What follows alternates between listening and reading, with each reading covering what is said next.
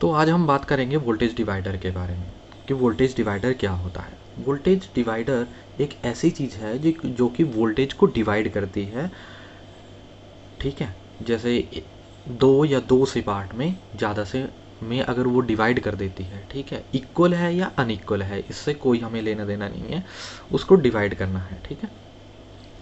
तो जो voltage divider है वो हमारे पास दो तरह से बनाया जा सकता है, ठीक है। जब आपके पास दो तरह के सोर्स होते हैं, जैसे कि हम जानते हैं एसी वोल्टेज सोर्स और डीसी वोल्टेज सोर्स, ठीक है। तो इन दोनों की वजह से दो तरह से वोल्टेज डिवाइडर बनता है हमारा। कौन कौन सा? एक वोल्टेज डिवाइडर डीसी की वजह से और वोल्टेज डिवाइडर एसी की वजह से, ठीक है। तो वोल्टेज डिवाइडर के लिए हमें कुछ एलिमेंट की भी ज़रूरत है जिससे कि हम डिवाइड कर सकें वोल्टेज के लिए। तो हमारे पास तीन तरह के एलिमेंट यूजुअली हैं, ठीक है, जिन्हें हम कॉमनली यूज़ भी करते हैं। तो वो कौन से हैं? आर, एल और सी, ठीक है, रेजिस्टेंस, इंडक्टेंस और कैपेसिटर। तो इन तीनों की वजह से एसी और डीसी वोल्टेज डिवाइड की जा सकती है, ठीक है। तो ये आ जाते हैं आर, एल, सी, ठीक है। तो इनकी वजह से हम कर सकते हैं, डिवाइड कर सकते हैं। तो जो वोल्टेज डिवाइडर है, तो वोल्टेज डिवाइडर का जब मैंने पहले भी कहा था कि दो या दो से ज़्यादा पार्ट में इसको डिवाइड करना, उसी को क्या क्या क्या कहते हैं? वोल्टेज डिवाइडर कहते हैं, ठीक है।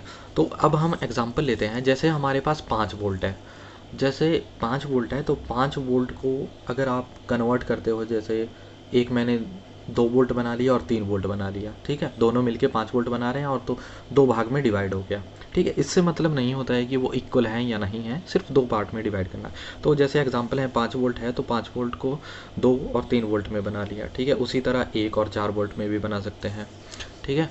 उसी तरह 2.5 और 2.5 वोल्ट में भी बना सकते हैं। इस तरह के हमारे पास एग्जाम्पल हैं, ठीक है। तो हमारे पास हमें दो चीज़ों की ज़रूरत पड़ती है, ठीक है, वोल्टेज डिवाइडर के लिए।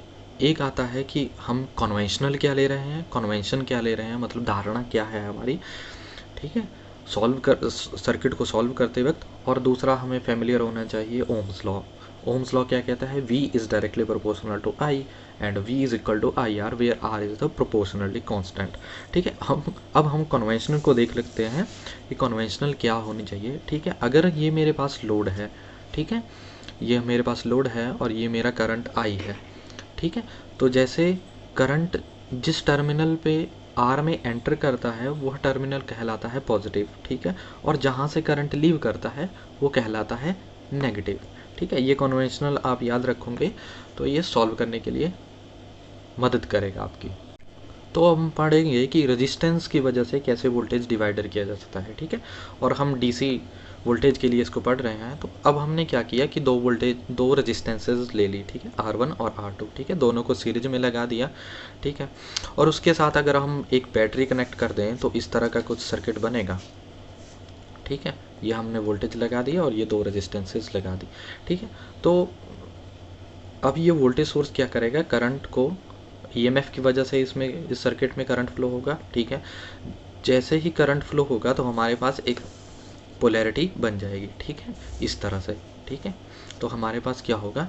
इस तरह से बन जाएगा, ठीक है। ये मेरा वोल्टेज सोर्स है, ठीक है, ये मेरा आर है और ये आर है। जैसे ही करंट मेरा आर के अंदर एंटर हुआ यहाँ से, ठीक है, तो यहाँ पे मेरा पॉजिटिव बन गया और जहाँ से लीव हुआ वहाँ पे नेगेटिव बन गया, ठीक है। तो मेरे पास एक वोल्टेज ड्रॉप आता है ओम्स लॉ की वजह से, V is equal to IR की वजह से, ठीक है। जो वोल्टेज ड्रॉप होता है यहाँ पे, वही एक वोल्टेज ड्रॉप यहाँ होगा, एक वोल्टेज ड्रॉप यहाँ होगा, ठीक है। तो ये दो वोल्टेज ड्रॉप आते हैं, ठीक है। इन दो वोल्टेज ड्रॉप को ही हम क्या कहते हैं? वोल्टेज डिवाइडर, ठीक है। इस तरह से एक रेजिस्टेंस, एक वोल्ट मीटर लगाएंगे तो कुछ ना कुछ रीडिंग आती है उसकी, ठीक है। तो अब हम देखते हैं, अब हम एक एग्जांपल देखते हैं, ठीक है। एग्जांपल क्या है? 6 वोल्ट है, दो रेजिस्टेंसेज लगा रखी हैं, 3 ओम की, ठीक है। तो अगर आप क्या करेंगे, 6 वोल्ट से ईएमएफ की वजह से इसमें से करंट फ्लो होगा, ठीक है। अब क्या हुआ? करंट फ्लो हो गया, ठीक है। जब करंट यहाँ पे इस टर्मिनल पे एंटर हुआ तो पॉजिटिव और यहाँ नेगेटिव, फिर पॉजिटिव फिर नेगेटिव, ठीक है। तो आप ओम्स लॉ लगाइए यहाँ पे, V is equal to I is equal to V/R, ठीक है। वोल्टेज क्या है? 6 वोल्ट है और R क्या है? 3 और 3, पूरे सर्किट की 3 + 3, ठीक है। तो कितना आ गया? 6। तो voltage divided by 3 + 3 is equal to 6। तो करंट कितना आ गया मेरा? 1 एम्प, ठीक है। तो उसी तरह से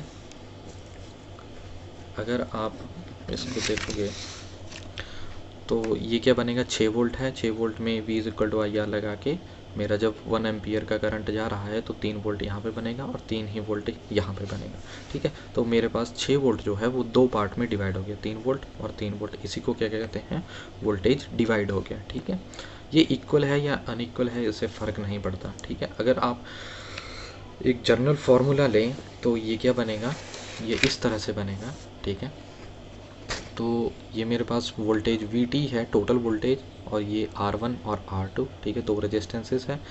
तो वोल्टेज V1 क्या होगा, टोटल करंट, ये क्या है, टोटल करंट है VT upon the R1 plus R2। ठीक है, इस इक्वेशन को देखोगे तो करंट की इक्वेशन है ये आई यहाँ से निकालने वाला। ठीक है, इनटू रेजिस्टेंस। ठीक है, इसको मल्टीप्लाई कर दोगे तो यहाँ की वोल्टेज बन जाएगी इसके अक्रॉस की वोल्टेज, और इसी तरह इसके अक्रॉस भी voltage V2 is equal to the जो करंट यहाँ से आ रहा है VT divide with R1 plus R2 into R2, ये यहाँ की वोल्टेज बताएगा। ओके।